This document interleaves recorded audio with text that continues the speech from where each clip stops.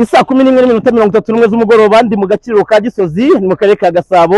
Ahangaha harimo gushya gakongoka nahakorera koperative izi nka Aparwa. Aka gace kibasiwe n'inkongi y'umuriro kugeza kuri ubu icyahiteye kitari cyamenyekana. Baravuga ko ahanini ari installation y'amatsinga yabiteye.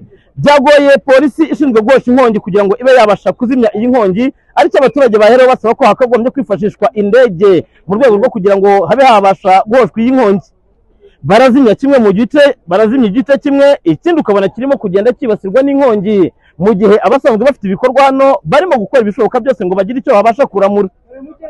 Icyateye inkongi kugeza kuri ubu ntabwo kiramenyekana, aho abaturage basanzwe bakorera basaba ko by'umwihariko ikijyanye na installation itujuje ubuziranenge ari kimwe mu bishobora gutera inkongi, dore ko nta mwaka w'ubusa aka Gaciro katibasirwa n'inkongi, aho abaturage basaba ko inkongi kugira ngo ibe yabasha guhoshwa hakifashishwa indege, ngo kubera yuko kuba aho bano baturage bakorera hagati muri bo n'imihanda ntayirimo ari kimwe mu bibazo by'ingutu bituma aka Gaciro kukazimya mu gihe kibasiwe n'inkongi bigorana.